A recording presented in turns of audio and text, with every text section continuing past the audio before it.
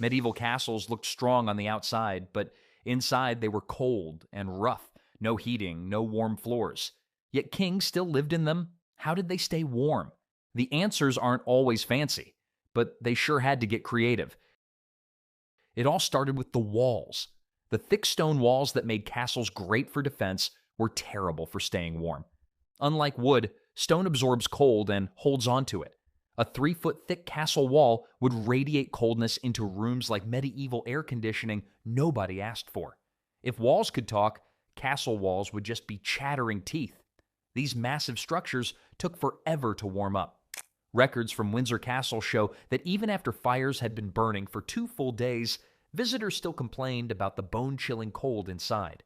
Kings would often wear multiple layers of royal robes, not because it looked majestic, but because hypothermia isn't a good look with a crown. Windows made everything worse.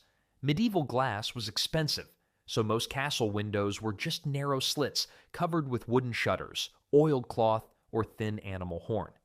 Even in royal chambers, windows leaked cold air constantly. The royal window maker was probably the only tradesman who could get away with doing a drafty job. Great halls with ceilings reaching 40 feet high meant all the warm air simply rose up and away from the people shivering below. One medieval writer complained that in the king's hall, a man's face might burn while his back freezes.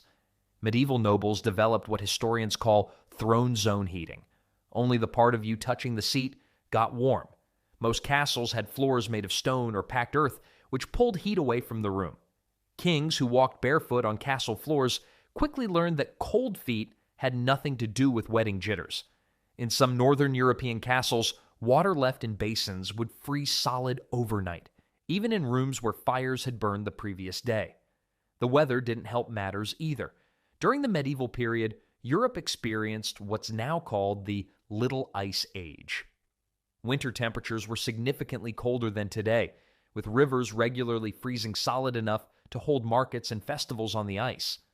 Records show that the Thames River in London froze over at least 23 times between 1309 and 1400, with ice thick enough for oxen to walk across it. The sheer size of castles made heating nearly impossible. Hampton Court Palace had over 1,000 rooms. Guards in cold corridors rotated duties every hour because staying longer risked frostbite. The smart guards figured out that guarding the kitchen was mysteriously the most popular assignment in winter. During the Little Ice Age from the 14th to 19th centuries, one French king's records show his castle used 6,000 logs in a single winter month. And people were still cold. The royal woodcutters had the safest jobs in the kingdom. They were the only ones who worked up a sweat in January.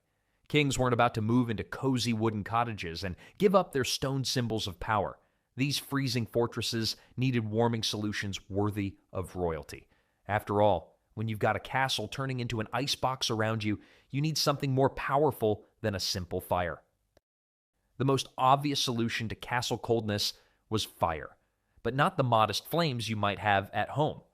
Medieval kings built fireplaces that were absolutely massive, often large enough for a person to stand inside without even bending over.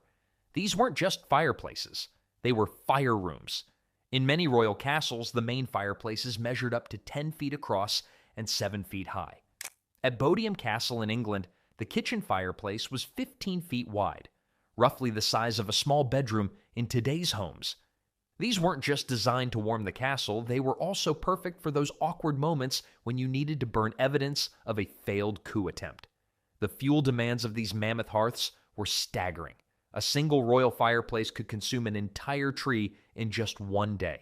Historical records show that royal castles burned through 3 tons of wood each week during winter months, and that was just for the personal chambers. The royal woodcutters must have had the most secure jobs in medieval times, with constant demand for their services. Despite their impressive size, these giant fireplaces were shockingly inefficient. The massive openings created powerful updrafts that actually sucked more heat up the chimney than they released into the room. Some estimates suggest that up to 80% of heat from medieval fireplaces went straight up and out. The medieval saying money burns probably started with a king looking at his fireplace. Making matters worse, these giant hearths produced incredible amounts of smoke. The chimneys, while impressive in size, often didn't draw properly. Many castle rooms were perpetually hazy, with smoke that stung the eyes and blackened the ceilings. Castle servants assigned to tend these fires had some of the worst jobs in the kingdom, constantly battling smoke and hauling endless loads of firewood.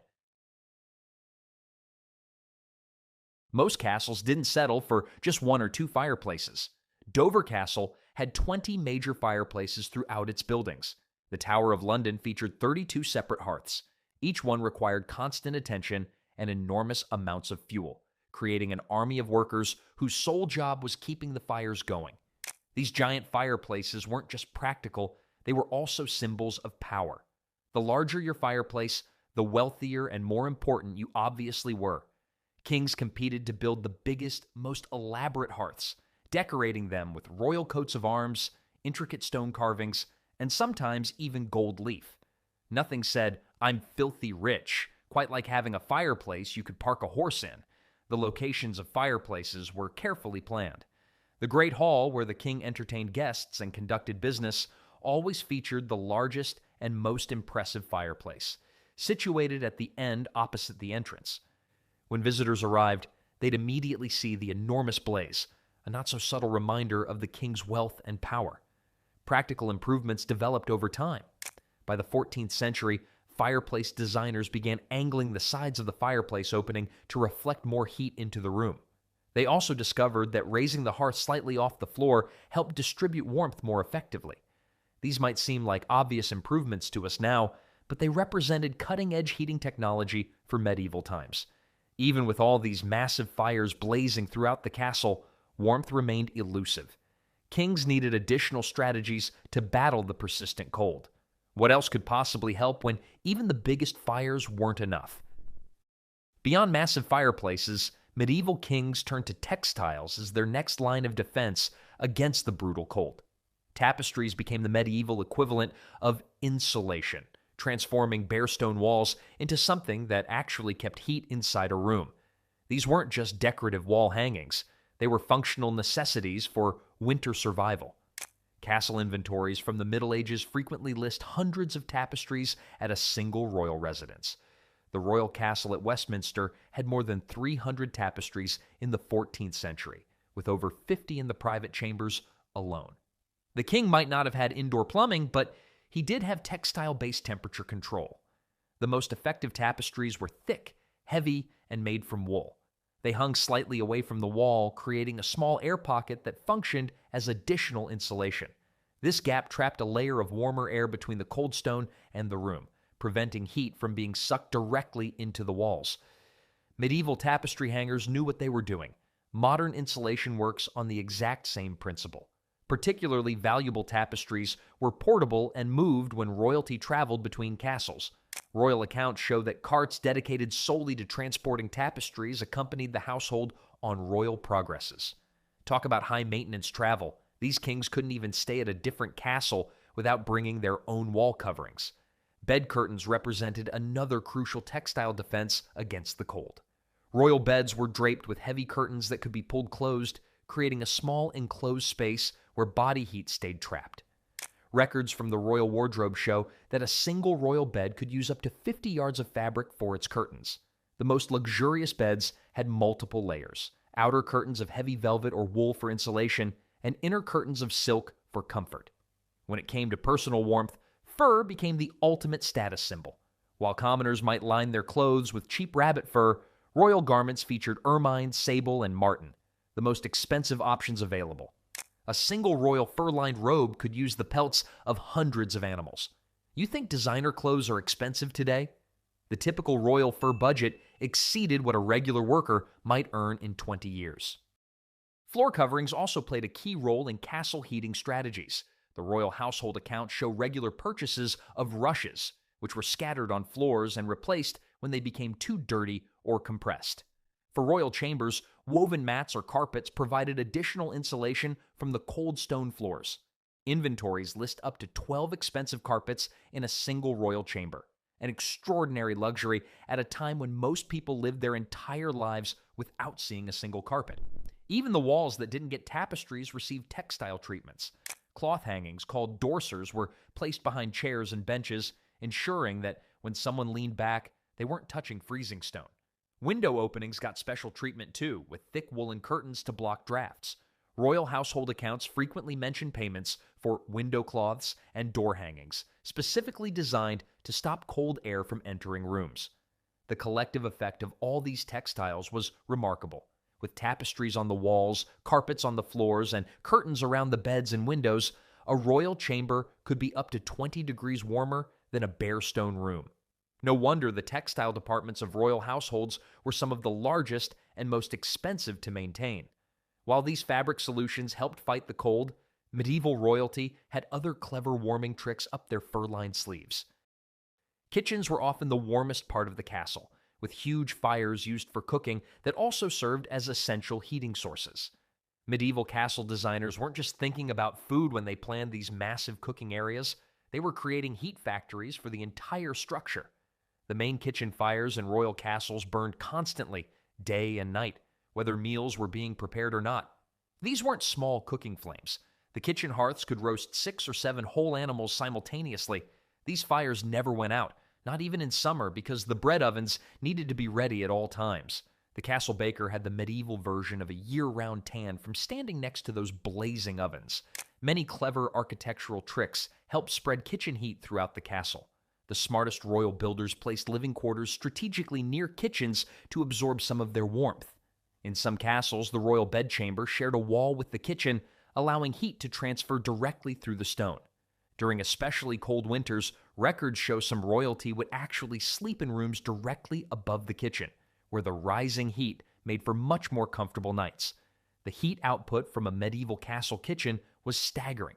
Temperature readings taken in reconstructed castle kitchens have shown that they could reach 120 degrees Fahrenheit during peak cooking times. Kitchen workers basically had 2 jobs: cook the food and be human radiators for the rest of the castle. Castle kitchens were enormous operations. At Windsor Castle, the main kitchen complex covered an area larger than a modern basketball court, with multiple hearths, bread ovens, and roasting spits all going at once. These kitchens generated enough heat to warm several connecting chambers. The passageways between kitchens and dining halls were deliberately designed to retain and distribute heat. In many castles, food traveled through several antechambers on its way to the royal table, and each of these rooms benefited from the heat passing through. Castle designers even built warming compartments into the walls between kitchens and dining areas, where dishes could be stored briefly while also allowing heat to pass through to adjacent rooms. Cooking smells were an unfortunate side effect of this heating strategy. The aroma of whatever was being prepared in the kitchen would drift through nearby rooms. Historical accounts from castle visitors often mention how the royal bedchambers smelled perpetually of roasted meat or baking bread. You might be nobility, but your bedroom smelling like a pot roast was just part of the deal. Water pipes were sometimes routed near or through kitchen areas to prevent freezing. In the harshest winters, this kitchen-adjacent plumbing was often the only water source that remained unfrozen.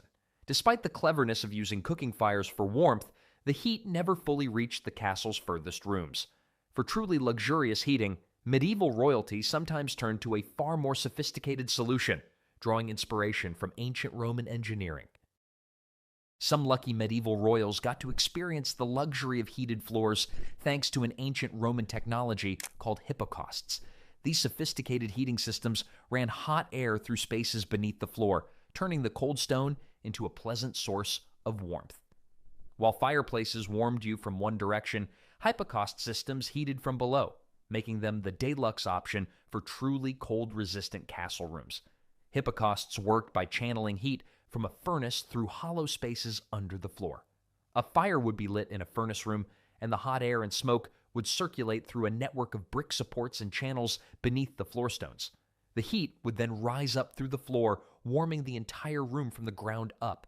Medieval floor heating.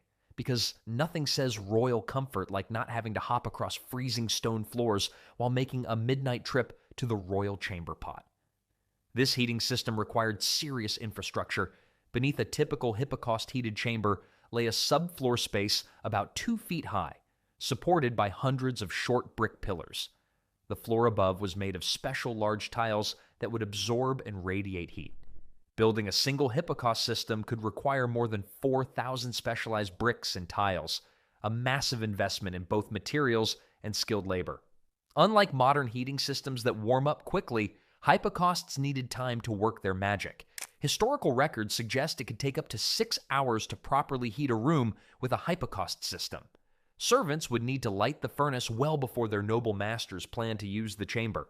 Once fully heated, these systems maintained a steady warmth that lasted far longer than fireplace heat. Hypocausts were ridiculously fuel-hungry. A single hypocaust-heated chamber could consume up to half a cord of wood per day, roughly equivalent to what an average medieval family might use in 2 weeks.